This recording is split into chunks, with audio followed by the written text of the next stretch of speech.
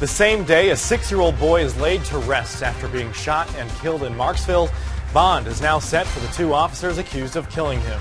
And only on 3, our investigative team talks to one man who filed suit and won after an arrest by one of the officers involved.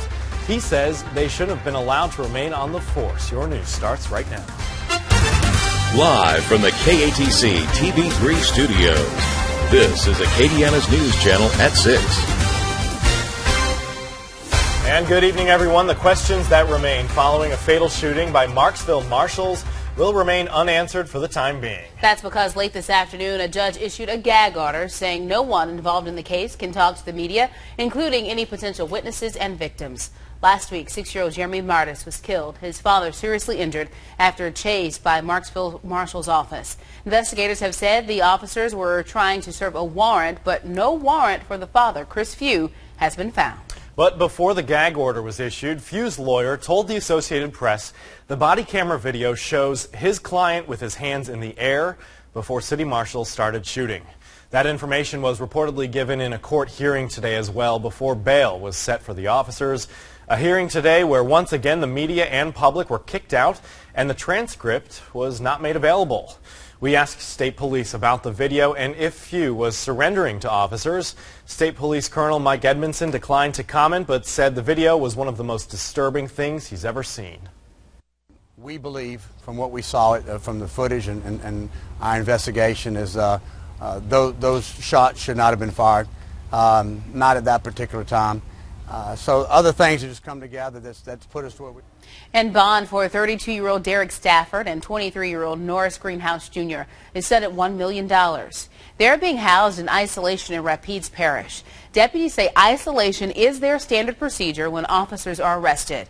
When asked why they were moved to Alexandria, we were told they are, quote, better equipped to keep the 2 subjects segregated from the general population, end quote. Also today, the district attorney in the parish has officially recused himself from the case. District Attorney Charles Riddle says one of his top assistant prosecutors is Norris Greenhouse Jr.'s father. Now the State Attorney General's office will take over the prosecution of the case. As for Chris Few, he remains hospitalized tonight. His attorney says his condition is improving, but he still hasn't been told that his son was killed. Jeremy Martis was laid to rest this afternoon in Mississippi, which is where we find our Allison Bourne-Vinek tonight.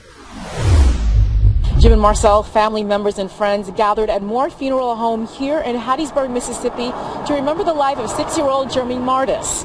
Jeremy had recently moved from Hattiesburg, Mississippi to Marksville, Louisiana, but his maternal grandmother still lives here in Hattiesburg. After the service, they laid Jeremy down to rest at a cemetery in Beaumont. Law enforcement remained at the burial site until it was over. About 100 people were at the burial, hugging and embracing each other. Family told me after the burial that it's been a very difficult day. One family member describes Jeremy as their angel who will be greatly missed. In Hattiesburg, Allison Bourne-Vinek, KATC, TV3. And KATC Investigates is still sifting through the suspect's background. We told you last week about the pending civil suits filed against Stafford, Greenhouse, and the departments they work for. Today we talked with one victim who says Stafford's badge should have been taken away a long time ago. Valerie Poncetti has the new information. We got to get justice done. Just for this little boy right here, 6 years old, had to die like this. Just should have been voted a long time ago. This police officer never should have had a badge and a gun. Patrick Janson says he has his own bone to pick with Derek Stafford from 2012, when Janson's dog suffered a heat stroke while Stafford was working crowd control at a 4th of July parade. Stafford was blocking the street for the parade that led right to the vet's office. We blew the horn at the police office and told him that we had a dying dog. We need the veterinarian is waiting for it to help the dog. Janson's attorney gave us video from the day. It doesn't show what happened after he honked, but after Stafford refused to let him through, he says he got out of his vehicle and ran across the street for help. And I took the dog, carried like a baby, down the street, brought it to the vet. While at the vet's office, Janson says he called in to complain, but instead was told to stay where he was because he was going to get arrested. Janson was convicted of disturbing the peace, but won in civil court. We filed a civil case and asked for a jury. and the jury found that Officer Stafford arrested him without probable cause, that he made the whole thing up, that he fabricated a police report, and that he testified falsely against him in a criminal trial and resulted in his wrongful conviction. Janson's case was appealed and is still pending at this time. Justice needs to be served. In Marksville, Valerie Poncetti, KATC TV 3. And that jury awarded Janson $50,000, $25,000 for the false testimony, and $20,000 for the false report, $5,000 for false arrest. This was one of 6 suits filed against Stafford. He was also indicted on 2 counts of rape in 2011 with 2 different victims. Those charges were eventually dismissed by the state.